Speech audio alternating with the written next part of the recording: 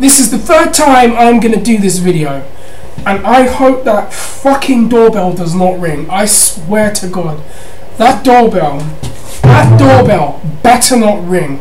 This better not be Dave from Southern Electricity. And this better not be somebody else ringing the door. I swear to God. I swear to God, if this happens again, right, you're going to see me do a Christian Bale on everybody. You're going to see me channel the spirit of Christian Bale, and it will be live on YouTube. I swear to God, I'm capable of that. I am very... Let me breathe, relax, sit back, let me have my mug of tea. Let's just talk about the UFC. Let's hope that no one interrupts me. UFC 175 was in the early hours of this morning.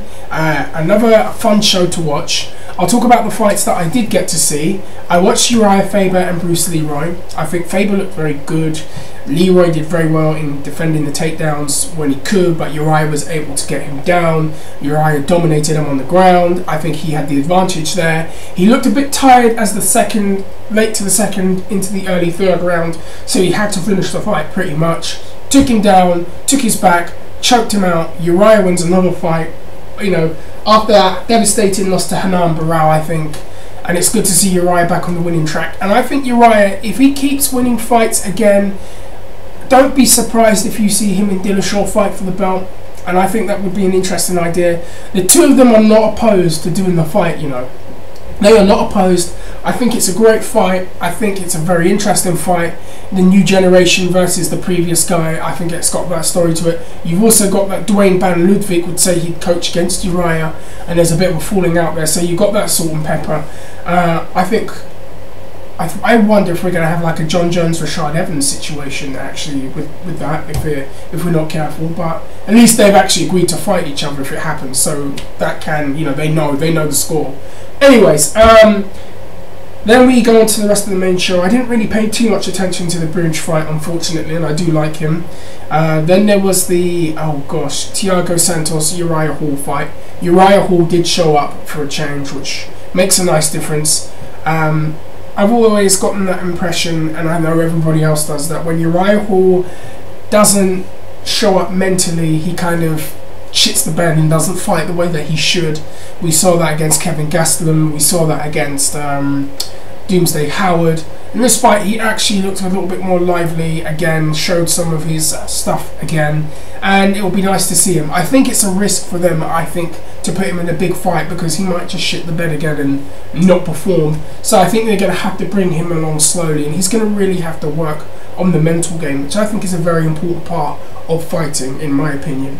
Then we go to, unfortunately, the scrapped fight between Stefan Struve and Matt Mitrione. And from what I understand, and what I was reading on Twitter that morning or that night, Stefan Struve had a panic attack backstage, and it was quite severe, and he had to be pulled from the fight. Now, so many people on Twitter were going on, oh, this is, oh, you know, would the people get pulled, panic attack, laughing, like thinking it was hilarious. And to me, in person, and I've seen people have panic attacks in person. I know someone pretty close that I'm close with, and if it's anything to what I've seen this person have, where they get very disorientated and then they can't move, and then they just got cold sweats coming down and their heart's beating at this accelerated rate that they can't control, and then the room feels like it's closing in on them, and then they can't move, and they're in this depressive state afterwards. If it's anything like that, then no, he shouldn't be fighting. He should not be fighting. And shame on all the people that are like taking the piss out of him. I think that's really, really not very nice to come out and say. Now, we're going on the fact that he had a panic attack. Who knows, there might be something even more serious behind that, but you know what? Health is more important. It's paramount, as CM Punk said on his Twitter. And, you know, live to fight another day. Your health is better. Your ability to just live a normal life is more important. Fighting is just a bonus. And I just hope he's doing alright, considering all the things he's been through with the heart problem and things like that. And I was looking forward to that fight. I'm glad to hear he got paid, and I hope he's alright, man. I really hope that guy's alright. Then we go to, let's have a sip for the common man, ripping Steve Austin there. Then we go to Ronda Rousey and Alexis Davis, and I did say I felt that Ronda Rousey could win this fight. I don't know if she's going to win it with her armbar, her armbar jiu-jitsu skills, because she's going in there with a black belt. But then you've got the argument she trains with black belts all the time. She'll beat her. It's no problem. Ronda Rousey goes in. I sit down. I get back up. I make a cup of tea. I sit back down. The fight is finished. And basically, Davis got too close. Rousey got her, threw her to the ground, judo throw. That was it, fight done. And I was just blown away, because I actually think that throw hurt Alexis Davis more than she's letting on. Because when she threw her, and I saw the replay, I saw the wind literally come out of her sails like that. And then Rousey hit her, and I think that if you'd given it a few more seconds, Davis would have been out cold. So I think it was, a fair stoppage in my opinion. Other people will disagree. That's fine. But I think that if that had gone on a few more seconds, she would have been out. I did see Davis trying to hold on to her. I do think that Ronda Rousey is clearing out her division, but I will never go on the subscription or prescribe to the theory that there's no one in the world that can beat you, because there are people, there are women, there are people coming up. But it does leave that question, who is left for Ronda Rousey, especially when she's such a big star and needs big fights. And I really think that they're going to have to look into signing Carano or Chris Cyborg, or both of them, because I think it's really needed. I think Cyborg is definitely more likely to happen. Apparently Dana was warming to it. I think that that's a fight they need to do. It's inevitable that fight's going to happen. It needs to happen very, very soon. Let's just say that. I think that she would really test Rousey, and I think Rousey would. I don't know. I think that'd be a hell of a fight to watch. And then we just go. Oh, did anyone see Dana White? Like, really pissed. He was talking to Joe Rogan, and he looked really furious about something. I think it had something to do with a question that the production truck had asked Joe Rogan to say, and you could just see Dana just going like fucking mad. Did anyone else clock that? That was pretty funny. And then we go to the main event, the title fight, Lyoto Machida and Chris Weidman. Now, what do I have to say about this? This, to me, coming into this, I felt that Weidman was not getting enough respect from fighters and from fans about how good he actually is and has the potential to be. A lot of fighters were like, oh, fluky win over Anderson Silva. Oh, second fight was a fluke. Oh, Weidman, is not that good. He's going to get exposed. Weidman, all these different arguments about how he's going to look. Machida's going to outpoint him. And stylistically on paper, Machida is a difficult fight. So I was very interested to see how Weidman would deal with that style, and I felt there's a couple of ways this could go. I think it's going to decision though, and if Machida's not aggressive enough, Weidman will win. And I will tell you this, I think that's pretty much what happened, but in a much better way than I will describe it, because the fight starts and Weidman is doing he's throwing kicks very early, which I had a feeling he would do. And he's cutting off the cage really well, because Machida, he likes to move backwards and sideways, and he's quite quick and he's quite hard to keep up with, and it's like playing tag with a cat, basically. You have to be so fast to catch him. And Weidman is doing a really good job of cutting off the cage and cutting angles and making it a little bit harder.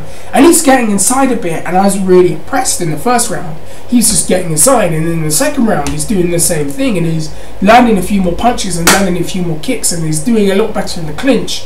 Machida isn't coming alive, and Machida just didn't have an answer. The third round, the same thing, and he's taking him down, which was very, very impressive. Very, very impressive. Good display of skill there, and you can see that he'd been sparring with you can see the sparring with Wonderboy Thompson had paid off, and with lighter fighters, because he was able to cut him off very, very well in a way that a lot of fighters haven't done. I think the only fighter that's done a very good job of that was Shogun, really, but Shogun threw a lot of kicks. Weidman just cut him off very, very well.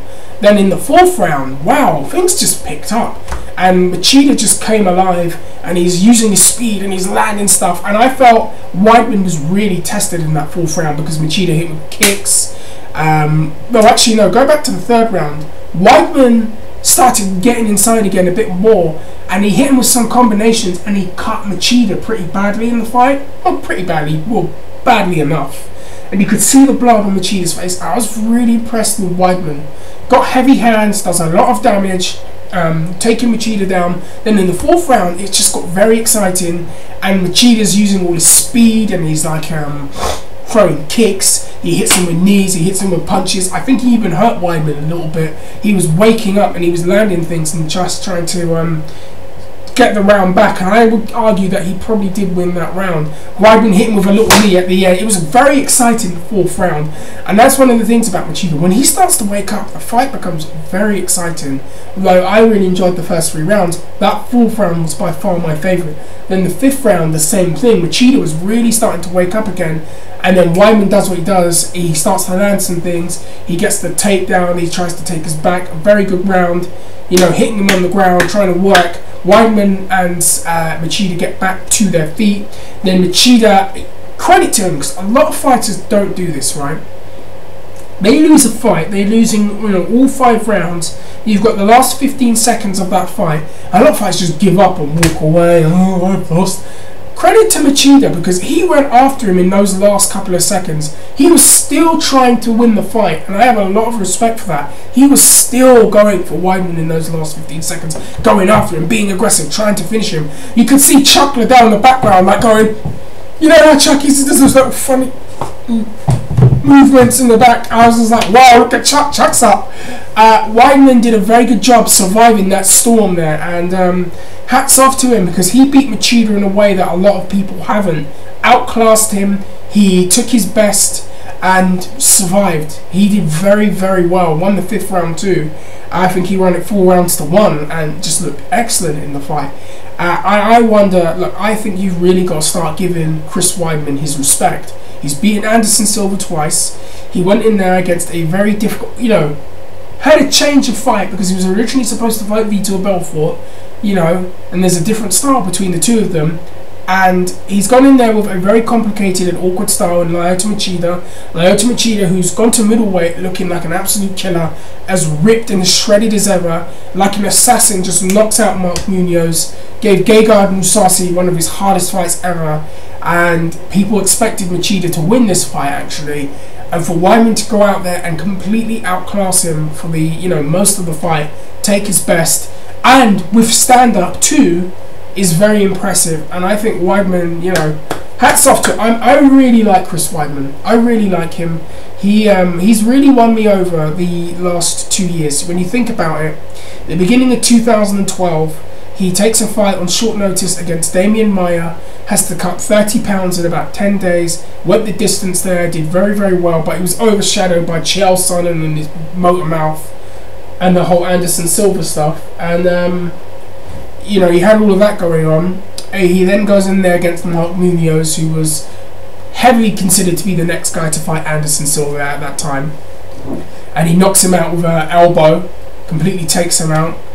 Then he just creates this big buzz about himself, because he's saying, look, I'm the guy that's going to beat Anderson Silva. People are laughing at him, dismissing him. You know, he's supposed to fight Tim Boetsch, got injured, had that hellacious 2013, you know, almost practically losing his home. You know, that must have really hurt. That injury, just one of the most difficult beginnings to a year. Goes in there against Anderson Silva as the huge underdog, takes him out, completely just finishes him, does what no other fighter has been able to do, goes in there again and beats him again. And I think people forget that Weidman looked very good in that first and second round. People are just going to focus on the leg break, because that was the thing that we all noticed. But Weidman looked great in there. Goes in there now with Lyoto Machida and outclasses him. Are people going to give him the respect that he deserves? I really hope so, because he did very, very well. And he just keeps getting better. Keeps getting better and keeps getting better. I believe Vitor Belfort is next in line for him, and I see him beating Vitor. He's got the tools to do it. He's got the skills to do it. He's got the heart to do it. And I think very, very impressed by his performance. I'm going to stop right now. Those are my thoughts. If you're watching this, let me know what you think. Chris McGregor, I hope you're having a good time. If you're watching this, I hope you're having a good weekend. You're probably watching this right now, the UFC right now. Ashes for real, I hope you're doing well. Caesar the 8 God, Mr. Kerr TV, all of you, comment, let me know what you think and let me know how you feel. If you haven't seen me before, hi, I'm Buff Been Stuffed. Nice to meet you. I wear funny scarves, I drink green tea, I say wacky things, I do videos on MMA, pro wrestling, comic books, anything that we like in our little bubble, in our little world. Come in and discuss it with me. And if you haven't already, there's this wonderful button, I think it's at the top, or is it at the bottom, and it's called subscribe, and if you click that, apparently something wonderful happens and you get to see more of me. Now, that's me done for the day. Sorry, I'm a bit confused by this. Vanderlei and Stefan are on the juice. Let me know what you think. I'm going to stop, and guys, take care. I will see you soon, and peace.